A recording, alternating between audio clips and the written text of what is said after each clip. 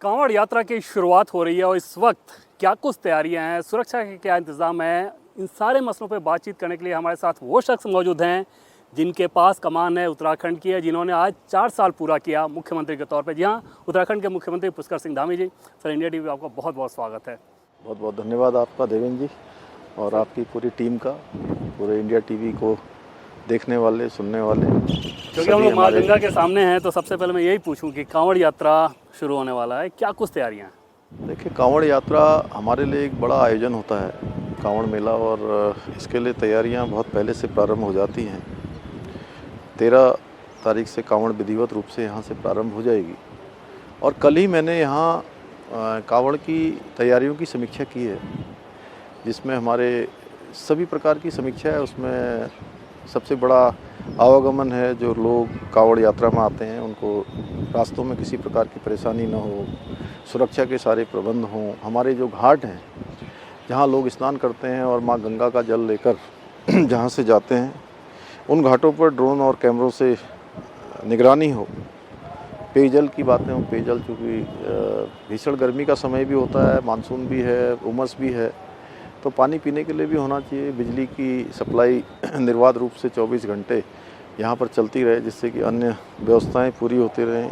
स्वास्थ्य सेवाएं हैं, चूँकि कोई भी इमरजेंसी हो, कोई किसी प्रकार की चीज़ हो उसके लिए। और सबसे बड़ी है कि रूट, हमारे जो रास्ते हैं वो आवागमन विधिवत रूप से संचालित होना चाहिए, जाम की समस्या न हो, ट्रैफिक अच्छा चलता रहना चाहिए। पुलिस के लोग सुरक्षा कामों में, चूँकि आने वाले लोगों की जो सुरक्षा है वो हमारे लिए बहुत महत्वपूर्ण है, और उनकी सुरक्षा को लेकर, उनके खाने पीने के सामान को लेकर सभी प्रकार के प्रबंध यहाँ पर किए गए हैं।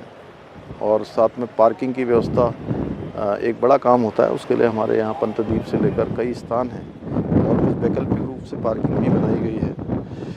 और दूसरे राज्यों का भी इसमें बहुत योगदान होता है, क्योंकि लगभग 32% पूरी कांवड़ यात्रा में आने वाले पिछले वर्षों में तीर्थ यात्री और कांवड़ यात्री जो है हमारे हरियाणा के हैं, उसके बाद उत्तर प्रदेश के लोग हैं, दिल्ली से हैं, राजस्थान से हैं, मध्य प्रदेश, और पूरे देश भर के लोग यहाँ आते हैं। तो हमको उसके उन सभी बिंदुओं को ध्यान में रखते हुए उनकी सुरक्षा, उनकी सुविधा दोनों का प्रबंध करना पड़ता है, और वो प्रबंध हम कर रहे हैं, बहुत अच्छे तरीके से कर रहे हैं। पिछली बार तकरीबन 4.5 करोड़ के आसपास श्रद्धालु आए थे, तो जाहिर तौर पे अगर इतनी बड़ी आबादी यहाँ पे श्रद्धालुओं की आ रही है तो वो एक बड़ा चैलेंज, बड़ा दबाव भी रहता है।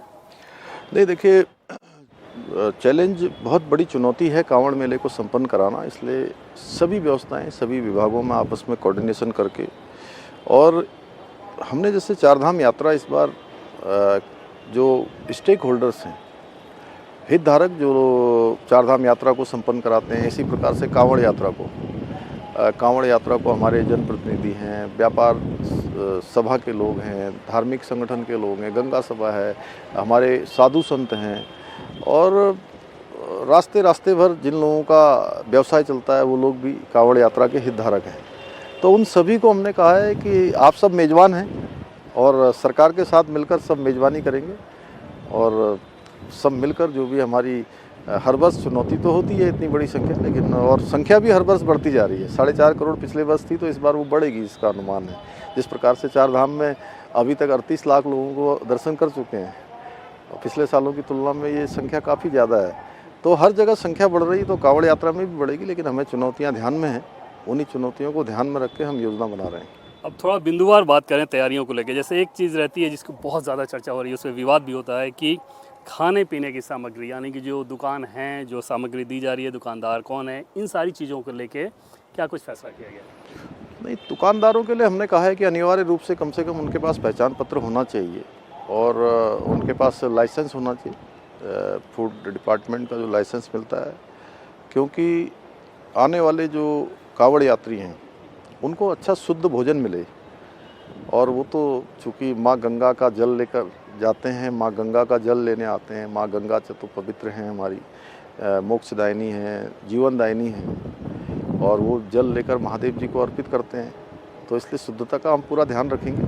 पूरा तरह से निर्देश दिए गए हैं कि उसमें कहीं पर भी कोई इस प्रकार की कोई घटना ना आए कि कहीं से किसी के मन में संदेह पैदा हो कि देवभूमि उत्तराखंड जा रहे हैं तो कहीं हमको कोई मिलावटी खाना मिलेगा, किसी में उसमें जो है अशुद्ध खाना मिलेगा।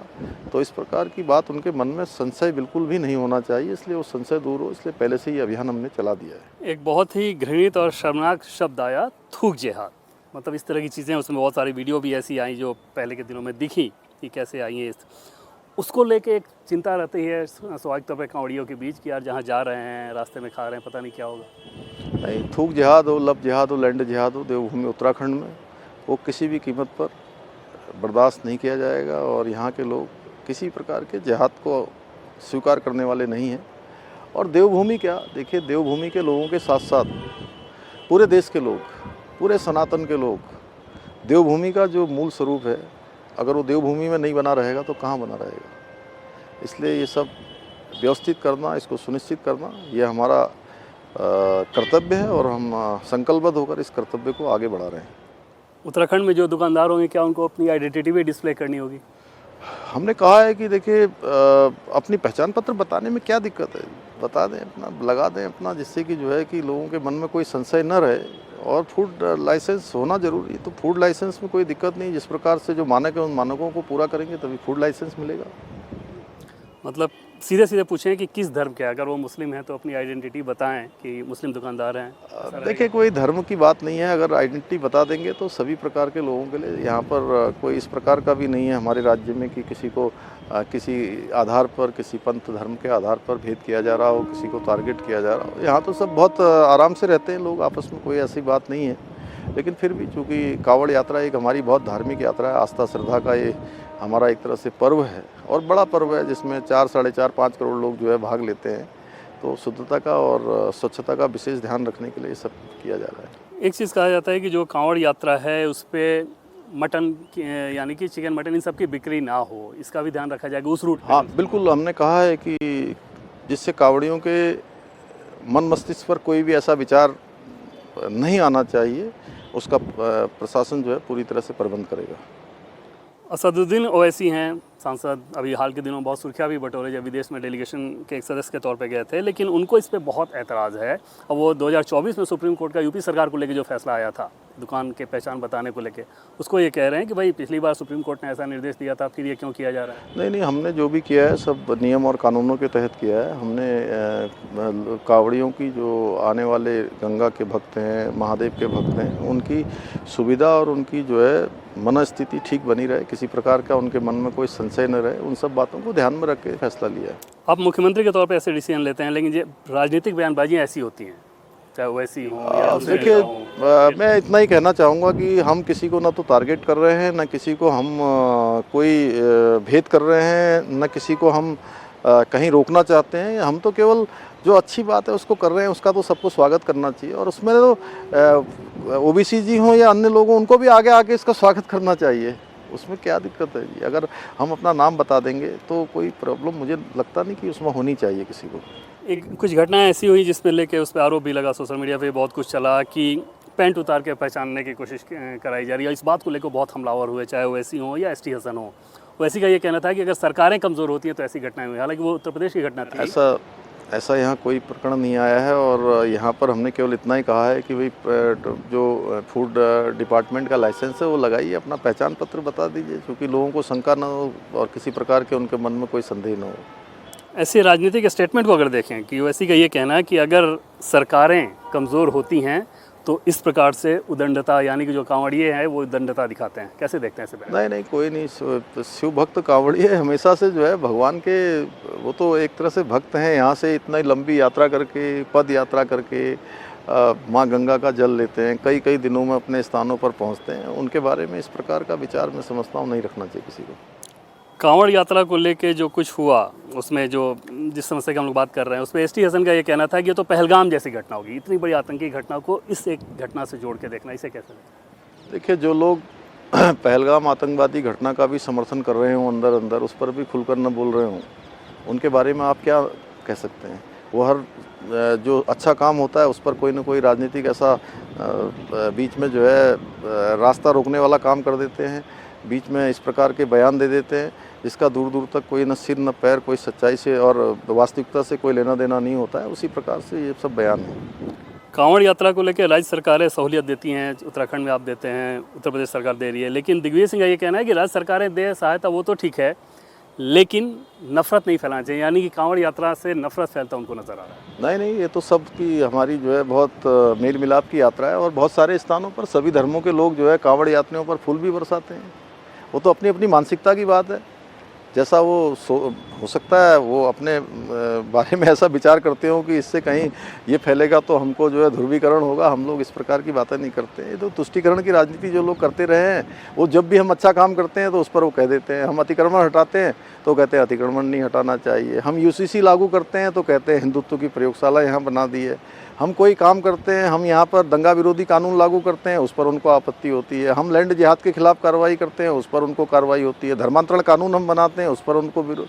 तो वो ये तो बताएं कि क्या देश के अंदर जो पिछले 1947 से लेकर लगातार ऐसे काम होते रहे हैं जिसमें देश की जनता को केवल वोट बैंक समझा गया था। इस समय में माननीय प्रधानमंत्री मोदी जी के नेतृत्व में देश के अंदर वोट बैंक की राजनीति नहीं की जा रही, विकास की राजनीति की जा रही है। केवल तुष्टीकरण नहीं किया जा रहा है, सबका संतुष्टीकरण पर काम हो रहा है। सनातन धर्म से संबंधित अगर कुछ हो तो उस पर ऐसे विपक्षी दलों के नेताओं के द्वारा खूब बयानबाजियां होती हैं। इस टेंडेंसी को आप कैसे देखते हैं, जैसे कांवड़ यात्रा हो या ये केवल और केवल एक वोट बैंक बचाने की जो है उनकी कसमकस है, जो उनका वोट बैंक लगातार गिरता जा रहा है और उनको लगता है कि इन सब से एक जो उनका एक परंपरागत वोट बैंक है वो भी दूर छिटक जाएगा। इसलिए वो राम मंदिर के जो प्राण प्रतिष्ठा का कार्यक्रम है उस कार्यक्रम से भी दूरी बना लेते हैं। उनके नेता बयान देते हैं कि सनातन धर्म मलेरिया है, वायरल है, डेंगू फीवर है, और कांग्रेस पार्टी का कोई भी नेता नहीं बोलता है, समाजवादी पार्टी का नेता नहीं बोलता है, कोई भी उस पर खंडन जारी नहीं करता है, कोई भी स्पष्टीकरण नहीं देता है। और जब भी कोई सनातन की बात आती है तो वो इसलिए इस प्रकार की उलझुल बातें करते हैं जिससे कि उनका एक विशेष वोट बैंक बना रहे, उससे डरते हैं। देश में जो बहुसंख्यक आस्था का चीज़ है, भावना का चीज़ है, जैसे कांवड़ यात्रा के संदर्भ में या जैसे पहले आपने कहा सनातन धर्म के उन्मूलन, उसको बीमारी से जोड़ना, इस तरह के राजनीतिक प्रवृत्ति मैसेज किस दिशा में आप जाते हैं देखना है कि मैसेज क्या है? नहीं, अब देश बहुत आगे निकल गया है। आज देखिए प्रधानमंत्री आदरणीय नरेंद्र मोदी जी के नेतृत्व में देश सही और गलत का अब आकलन कर रहा है। इसीलिए लगातार तीसरी बार देश में जो है मोदी जी के नेतृत्व में सरकार बनी है और देश के अंदर देखिए जहाँ भी चुनाव हो रहे हैं हर जगह पर डबल इंजन को लोग प्राथमिकता दे रहे हैं। आप देखिए हरियाणा देखिए, आप मध्य प्रदेश लगातार बन रहा है, गुजरात लगातार बन रहा है, अभी महाराष्ट्र में भी तीसरी बार जो है वहाँ डबल इंजन को लोगों ने प्राथमिकता दी है। उत्तराखंड में, उत्तर प्रदेश में, हर राज्य में, राजस्थान में, उड़ीसा में और नॉर्थ ईस्ट में भी लोग अब डबल इंजन को, क्योंकि लोगों को पता है कि सही क्या है और गलत क्या है। जो लोग गलत थे वो धीरे धीरे पीछे जा रही है, जनता उनको पीछे कर रही है लगातार। कांवड़ यात्रा को लेकर हेलीकॉप्टर से फूल बरसाने की भी योजना है कुछ? नहीं, वो हर सवाल खड़े होते हैं, इस बार भी है? नहीं, वो हर वर्ष करते हैं और कांवड़ यात्री वो तो भगवान के सब प्रतिनिधि हैं। हमारा आस्था श्रद्धा का ये पर्व है, इतनी लंबी यात्रा करते हैं। मैं तो उनका अभिनंदन करता हूँ, बड़े बुजुर्गों के पैर पखारता हूँ हर समय, क्योंकि मैं देखता हूँ कि भगवान के प्रतिनिधि हैं। और जिस दिन यात्रा प्रारंभ होती है बीच में आकर मैं हर एक वर्ष से कार्यक्रम करता हूँ और ये हमने शुरुआत की है यहाँ पर कि चाहे चारधाम यात्रा हो, चाहे कांवड़ यात्रा हो, हर यात्रा में हम पुष्प वर्षा करते हैं हेलीकॉप्टर से। और अन्य लोगों से भी हम अनुरोध करते हैं कि वो भी अपने अपने स्तर से इस पर जो है सहयोग करें सब लोग। आपने ये बताया कि कांवड़ यात्रा उसमें जाए तो पे, क्योंकि आस्था की चीज़ है, भगवान के दूत के तौर पे होते हैं, लेकिन उसमें जो उद्दंडता दिखाने वाले तत्व हैं उनके नियंत्रण को लेकर, उनके अनुशासन के लिए क्या कुछ? नहीं, बिल्कुल देखिए, अभी ये घटना हमारी अभी चमोली जनपद में ऐसे ही हमारे कुछ हेमकुंड साहब जाने वाले जो थे, दर्शन करने वाले तीर्थयात्री थे, श्रद्धालु थे, उसमें से कुछ लोगों ने उदंडई करी। हमने कहा कि भाई कानून किसी को नहीं तोड़ना चाहिए और साथ में हमने उनके धर्मगुरुओं से भी बात करी, उन्होंने बाकायदा बयान जारी किए। इसी प्रकार हमने यहाँ भी अभी पहले से ही सभी हमारे धर्माचार्यों से, हमारे जो जनप्रतिनिधि हैं, धार्मिक संगठनों के लोग हैं, हमारे संत समाज के लोग हैं, सभी से अनुरोध किया है कि भाई इस प्रकार की घटनाएं नहीं होनी चाहिए। सबको पहले से ही अपील कर दीजिए। जैसे कि यहाँ पर कांवड़ कई बार हम लोगों ने तय किया है इंटर स्टेट मीटिंग में प्रशासन ने कि 10 फीट से ऊपर नहीं होनी चाहिए कांवड़, उसके कारण से दिक्कत होती है। यहाँ पर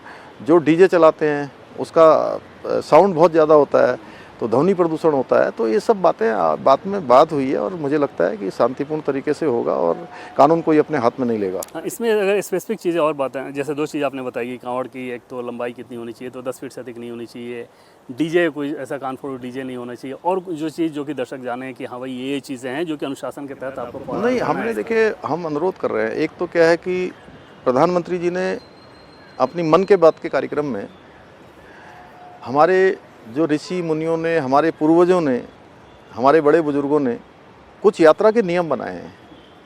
स्वच्छता से रहना है, नियम धर्म का पालन करना है, अपनी यात्रा से किसी दूसरे को परेशानी न हो ऐसा काम नहीं करना है, नशे से मुक्त रहना है। तो ये सब बातें यात्रा के कुछ नियम हैं। तो उन यात्रा के नियमों का हम पालन करने के लिए सबसे कल बैठक में भी कहा है, और बाकायदा हमारे सभी धार्मिक संगठनों के लोग, व्यापार संगठन के लोग, हमारे जनप्रतिनिधि, यहाँ के हमारे जो प्रशासन के लोग हैं, वो सबसे निवेदन भी कर रहे हैं इस बारे में कि यात्रा के नियमों का पालन करिए सब लोग। अभी तक जो फीडबैक मिल रहा है, लग रहा है कि ये सारी चीज़ें अनुशासित तरीके से होंगी। एक तो जो आस्था वाले व्यक्ति हैं उनकी आस्था के साथ कोई खिलवाड़ नहीं होगा, जैसे थुक जा जैसी चीज़ें नहीं होंगी। दूसरी तरफ उदंडता भी नहीं होगी। बिल्कुल नहीं होगी। देखिए अच्छा होगा, हम लोग सब मिलजुल के जो है बहुत अच्छा। ये यात्रा किसी एक व्यक्ति की यात्रा नहीं है, ये पूरे समाज की यात्रा है, सनातन की यात्रा है। तो इसमें मैं समझता हूँ कोई जानबूझकर ऐसा काम नहीं करेगा जिससे कि यात्रा का स्वरूप खराब हो। एक चीज़ जैसे पूछिए, जैसा कि पीएम का आपने जिक्र किया कि किस प्रकार से वो सबका साथ सबका विकास के लेके काम कर रहे होते हैं। अभी जो उनको ग्लोबल अवार्ड मिलता है दुनिया के अलग अलग देशों द्वारा, उसमें से 8 तो मुस्लिम देशों ने उनको अवार्ड दिया, अपना हाईएस्ट अवार्ड। बावजूद इसके धर्म को लेके हमेशा अपोजिशन के द्वारा उनके ऊपर सवाल खड़ा किया जाता है।